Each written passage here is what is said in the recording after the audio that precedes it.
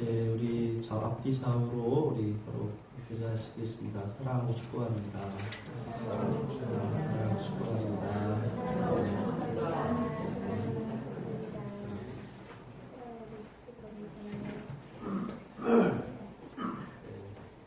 어제 다 참석은 못하셨지만 소풍도 갔다 왔습니다.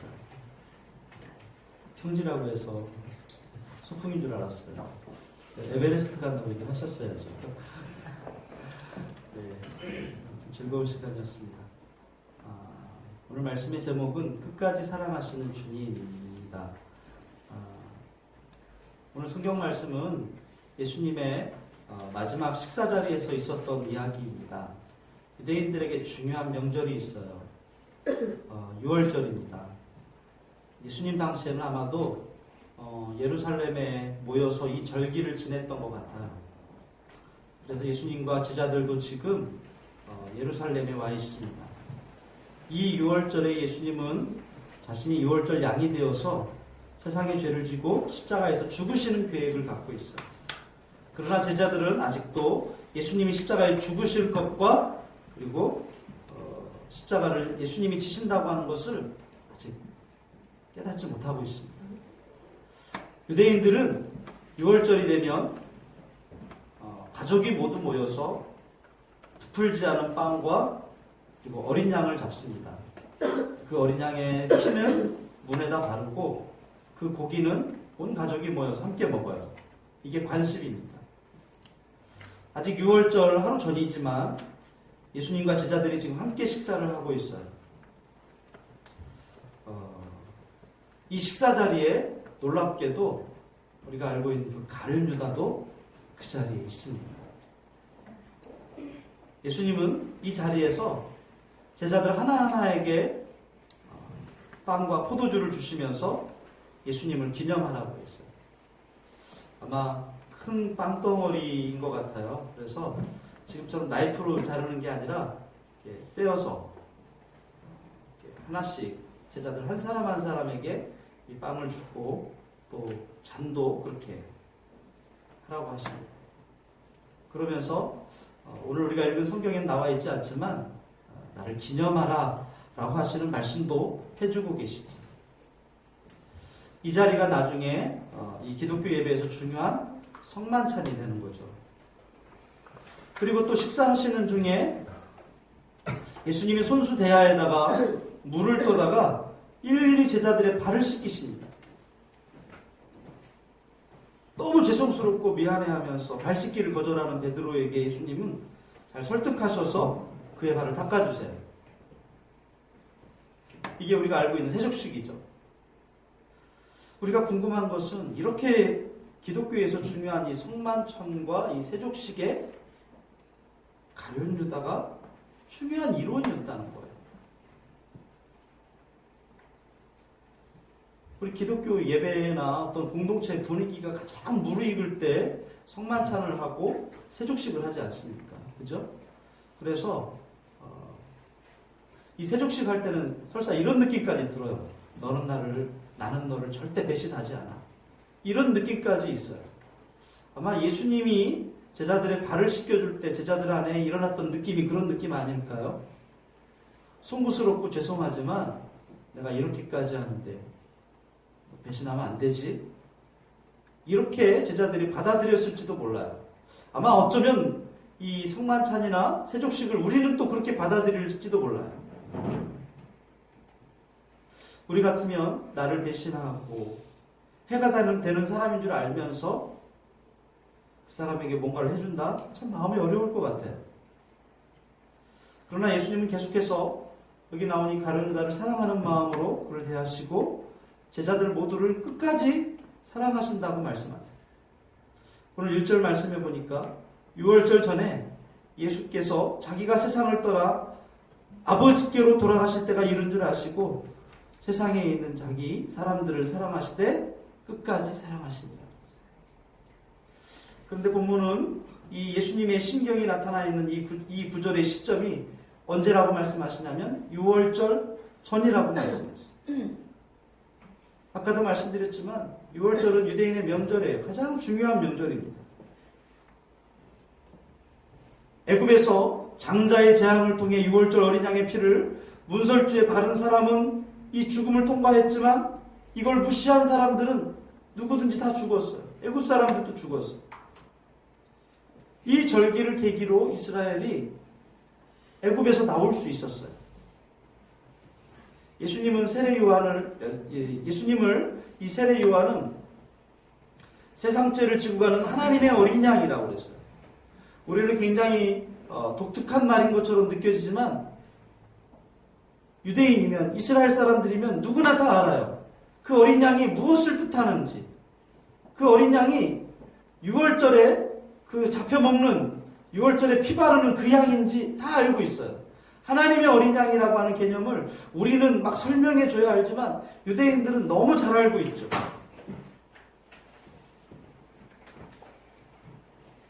이런 배경 속에서 예수님이 끝까지 사랑하신다라고 말씀합니다.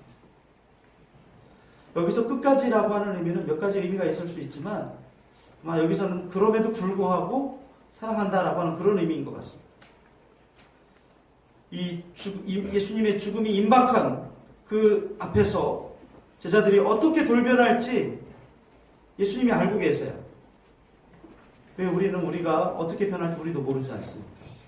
상황이 어떻게 닥치면, 상황이 어떻게 변하면 나도 내가 어떻게 변할지 몰라요. 그러나 예수님은 이미 알고 계셨죠. 2절에 보니까 마귀가 벌써 시몬의 아들 가룟 유다의 마음에 예수를 팔려는 생각을 넣었더라 그랬어요.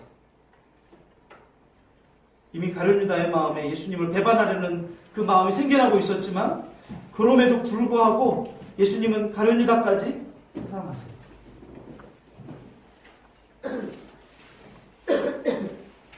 가룟 유다를 끝까지 긍휼히 여기시는 예수님의 마음이 오늘 나머지 본문에 다 고스란히 계속해서 드러나고 있죠. 마지막 6월절 식사를 제자들과 함께 나누시면서 예수님 또 발을 씻겨주십니다. 식사를 하시는 중이었어요. 2부 순서가 아닙니다. 수건을 가져다가 허리에 두르시고 대야에 직접 물을 떠서 제자 한 사람 한 사람의 발을 씻으시는 거예요. 이 발을 씻는데 가룟 유다도 포함되어 있어요. 베드로와 대화가 이어지는데 예수님이 베드로가 뭐라고 하냐면 주님 어떻게 내 발을 씻으십니까? 예수님이 내가 너를 씻어주지 않으면 너와 내가 아무 상관없다. 베드로가 예수님의 그 행동을 좀 만류하고 싶어서 그렇다면 제 발뿐 아니라 제 온몸도 좀 씻어주십시오. 예수님이 아니다. 이미 깨끗해진 사람은 발만 씻으면 돼. 너희들은 다 이미 온몸이 깨끗해. 근데 이런 대화 끝에 예수님이 한마디를 덧붙이시죠. 너희가 다 깨끗하지만 전부는 아니다. 아마 자신의 탐욕의 지배를 받기 시작한 이 가룟 유다에게 지금 이 말씀을 하시는 것 같아요. 경고하시는 거죠. 예수님은 자신을 버리고 뿔뿔이 흩어질 다른 제자들보다 지금 식사를 함께 하고 있지만 마귀에게 속아서 멸망의 길을 지금 가고 있는 이 한 명의 이 제자 때문에 더 가슴 아파하고 계세요. 우리가 읽지 않았지만 뒷부분에 21절에 한번 보시면은요. 예수께서 이 말씀을 하시고 심령이 괴로워 증언하여 이르시되 내가 진실로 진실로 너희에게 이르노니 너희 중 하나가 나를 팔리라 하시오. 여기 예수님이 심령이 괴롭다라는 표현을 하세요. 괴로워라는 단어의 원 의미는요. 물을 휘젓는 걸 말하는 거예요. 물을 막 휘저어서 물이 소용돌이 치는 거죠. 마음이 격심한 혼란과 이 고뇌가 있는 거예요.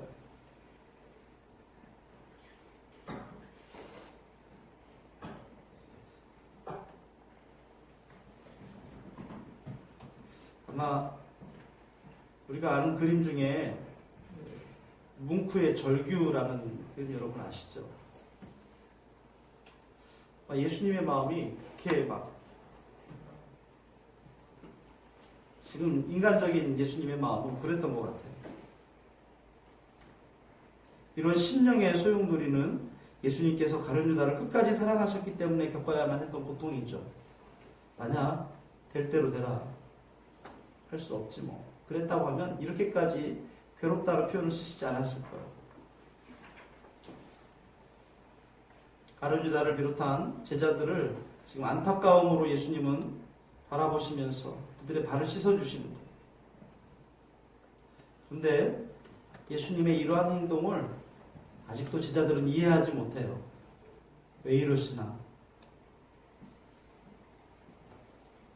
근데 예수님은 이런 제자들을 끝까지 사랑하심으로써 주님께서 남기신 마지막 교훈, 이것을 제자들의 마음에 영원히 새겨지게 하시는 거였습니다. 이게 예수님이 제자들을 사랑하시는 방식이죠. 예수님의 사랑은 십자가에서만 나타나는 게 아니에요. 평소 예수님이 제자들을 대하시는 모습에서, 제자들과 함께 하시는 그 삶의 자리에서, 또 이 발을 씻기시는 모습에서 예수님의 사랑은 이미 완성되었어요. 이것이 예수님께서 제자들에게 보여주신 사랑의 모습이죠. 여러분, 재미라는 표현을 쓰기가 그렇지만 신앙생활하는 재미가 어디 있습니까? 믿음 생활하는 사람들의 그 행복이 어디 있습니까?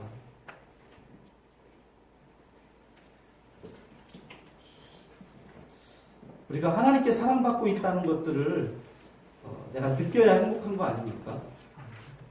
하나님이 널 사랑해. 하나님이 우리를 사랑하셔 아무리 100번 말해도 내가 느끼지 못하면 행복하지 않은 거죠. 우리가 하나님의 사랑을 받아야 사는 거 아닙니까? 근데 이걸 모르고 세상을 살면 얼마나 안타깝습니까? 예수님에게는 이제 제자들을 떠나서 십자가에 달려 죽으시고 하나님 나라로 다시 올라가실 그 날까지, 그 시간까지 얼마 남지 않았어요. 시간은 점점 짧아지고 사랑하는 제자들을 두고 가야 된다고 하는 그 사실 앞에서 예수님도 마음이 아프셨어요. 그래서 마지막으로 하신 일이 뭐냐면 1절 후반절에 그 말씀이 있어요. 세상에 있는 자기 사람들을 사랑하시되 끝까지 사랑하시라. 우리는요, 내가 할 수 있는 여기까지야. 여기까지. 내가 이만큼 참았어. 하지만 우리 예수님은 우리에게 영원한 사랑을 보여주고 계시죠. 그래서 하나님이 우리를 얼마나 사랑하시는지를 보여주시는 거예요. 예수님이 이제 자기가 세상을 떠날 날이 얼마 남지 않았다는 것을 아시고 제자들을 사랑하시되 세상 끝날까지 사랑하셨다. 마지막까지 사랑하셨다. 이 말씀을 보고 하나님의 사랑도 그러하리라고 하는 것을 우리가 알 수 있는 거예요. 여기서 우리가 먼저 보아야 될 내용이 있어요. 자기 사람들. 누가 자기 사람들일까요? 여기서 1차적으로는 제자들을 가리키는 걸 거예요. 그러나 더 넓게 가면 이 제자들뿐 아니라 예수 믿는 모든 사람, 여기 앉아 계신 저와 여러분 모두가 다 예수님이 끝까지 사랑하시는 대상입니다. 더 나아가면은요, 하나님이 너는 내 것이다 라고 말씀하신 사람들이 있죠. 내가 너를 지명하여 불렀나니 너는 내 것이다. 이사야 49장 16절에 보니까 내가 너를 내 손바닥에 새겼다라고 말씀하시는 그 사람들까지 다 바로 끝까지 사랑하시는 대상인 거예요. 이게 자기 사람들인 거죠. 예수님은 이 사람들을 아무도 아버지 손에서 빼앗아갈 자가 없다라고 말씀하셨어요. 그 특권입니다. 특권.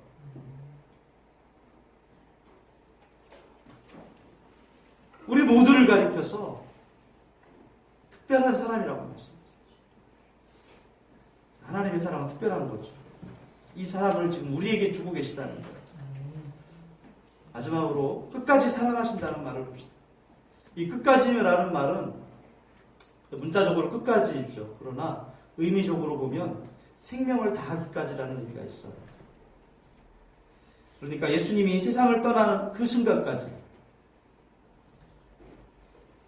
또 제자들이 이 세상을 사는 마지막 날까지라는 의미도 있어요.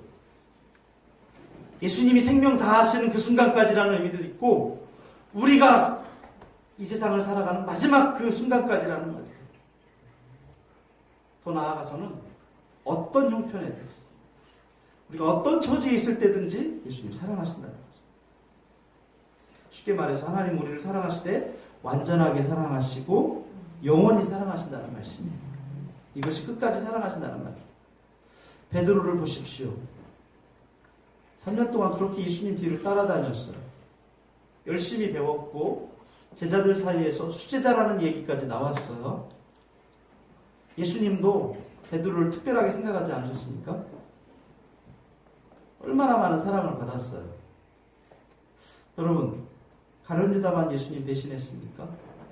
마가 요한도 예수님 배신해서 심지어는 옷도 벗고 도망갔죠. 베드로는 3번이나 부인했죠. 일일이 이름을 열거하지 않았지만 모두 다 예수님을 떠났다고 되어 있어요. 배신한 거죠. 모두 다 배신할 때 누가 제일 괘씸하죠? 내가 사랑을 제일 많이 준 사람이 배신한 거죠. 그런 베드로에게 예수님 뭐라고 하세요? 찾아가셔서 베드로야, 네가 나를 사랑하느냐? 이렇게 물으세요. 저는 가끔 그런 생각을 해요. 만약 가룟 유다가 스스로 목매지 않았다면 아마 예수님 가룟 유다에게도 찾아가셔서 유다야, 너 나 사랑하니? 라고 물으셨을 것 같아요. 3번이나. 그 3번의 의미가 뭔지 잘 모르겠어요. 아마 3번 부인했다고 3번을 얘기한 건지 의미 잘 모르겠지만, 그럴 때마다 베드로는 내가 주를 사랑하는 줄 주님이 아십니다. 예수님 또 말씀하십니다. 나를 따르라. 다시금 사랑의 관계로 불러주세요. 그리고 주님을 따르는 제자의 자리로 불러주십니다. 이게 예수님이 끝까지 사랑하시는 모습이에요. 우리 역시 마찬가지입니다. 어떤 때는 우리의 믿음이 병들 때가 있어요. 어떤 때 살다 보면 주님이 기뻐하시지 않는 자리에 내가 가 있을 때가 있어요. 그러나 분명한 게 있습니다. 주님은 여전히 우리를 향하여서 말씀하세요. 내가 너 사랑한다. 나는 끝까지 너를 사랑한다. 우리가 혼자 슬픔을 사귀면서 고통스러워할 때, 그때도 예수님은 사랑하신다고 말씀하십니다. 이것이 끝까지 사랑하는 거죠. 여러분, 이 음성을 좀 들었으면 좋겠습니다. 우리가 잘할 때만 사랑하시는 분이 아니에요. 우리가 쪼들리는 삶 속에서 때로는 얼굴에 웃음이 사라지는 그런 삭막한 삶 가운데 있을 때에도 예수님은 오셔서 그래도 내가 너를 사랑한다라고 말씀하십니다. 우리가 때로는 그렇게 기도 많이 하고 그렇게 하나님의 말씀대로 살아보려고 하는데도 하나님 왜 이런 일이 나한테 일어납니까? 이렇게 우리가 항변할 때도 있죠. 그때도 예수님 찾아오셔서 여전히 변함없으신 말씀으로 내가 너를 사랑한다라고 말씀해 주세요. 오늘 성만찬을 앞두고 여러분들에게 이 말씀을 나눈 이유가 있어요. 주님은 우리에게 예수님 기념하라고 했습니다. 오늘 우리가 성만찬을 할 때는 특별히 우리를 끝까지 사랑하신 그 주님에 대한 우리가 그 사랑을 다시 한번 확인하는 성만찬이 되었으면 좋겠습니다. 하나님의 사랑 안에는 절망이 없습니다. 원망도 없습니다. 왜 그렇습니까? 하나님 우리를 끝까지 사랑하시기 때문에 그렇습니다. 우리 지금 말씀 잠깐 기억하면서 기도하겠습니다. 하나님, 우리를 사랑하실 때 끝까지 사랑하시는 주님의 말씀에 감사합니다.